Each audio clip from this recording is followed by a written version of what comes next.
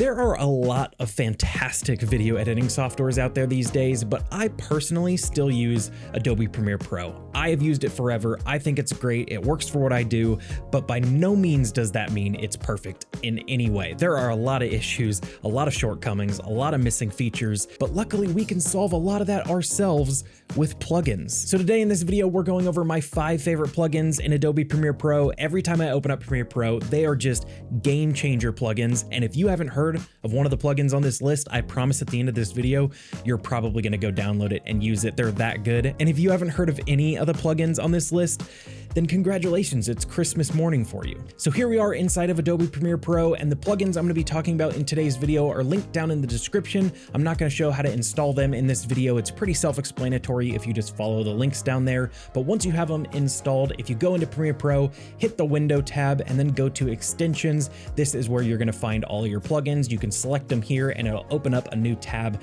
and you can place it wherever you want inside of your Premiere Pro workflow. But let's go ahead and get started with plugin number 1.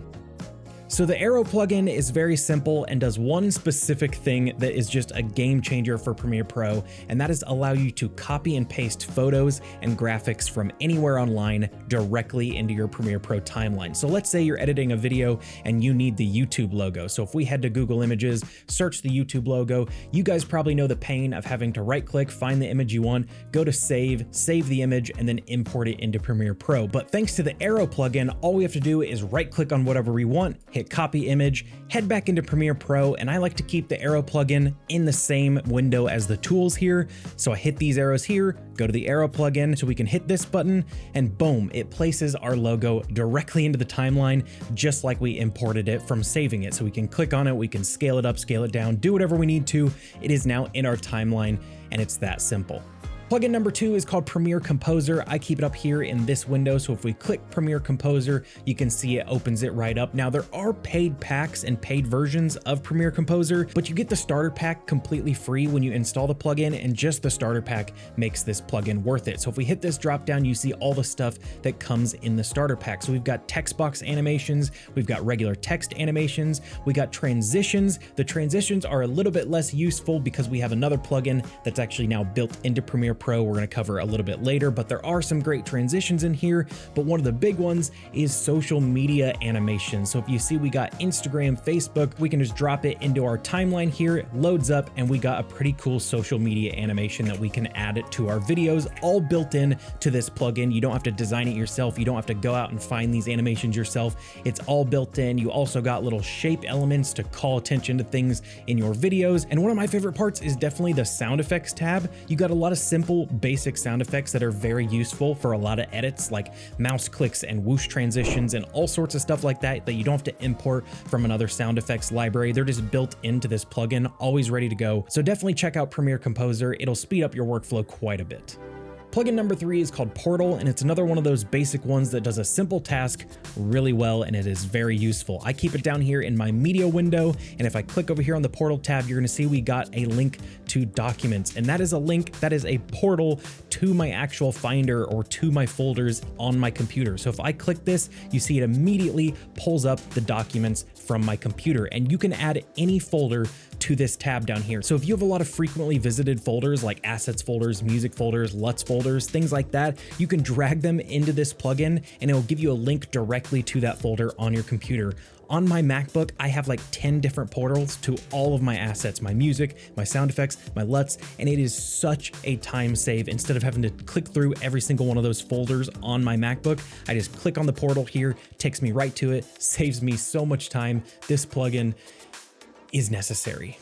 Plugin number 4 is called Smoothify, and being a big animation and After Effects user, this plugin saves me so much time and keeps me from having to go to After Effects for the most basic animation. So let's say we're trying to animate this YouTube logo to go across the screen like this. If you add 2 keyframes, one over here and one on the other side, and play between them, you'll see it's a very basic linear movement. Now, if I wanted to create a smoothing graph for this animation, Premiere Pro's graph editor is absolute garbage. You hit this drop down here and you can't really edit things very well, and it is super finicky and I hate it. But the Smoothify plugin completely fixes this headache. Now, it's installed through another plugin set called Blinklio, I think. I'm not sure how to say it. I've never used any of their other plugins. I only use Smoothify, but when you install it, they'll have you create a hotkey that brings up the Blinklio menu. So if I hit my hotkey here, you see it brings it up. I can search for Smoothify and you'll see you got a bunch of options here. So if we hit create preset, look at that. It gives you an After Effects style graph editor, so you can edit this however you want, whatever kind of motion smoothing you want. Create your preset, and then you go back, hit use your preset, and if you take a look at the keyframes up here in Premiere Pro, if we just hit apply keyframes, boom, you'll see it fills in all the keyframes in between. We cancel out of Blinklio, and if we hit play, look at that.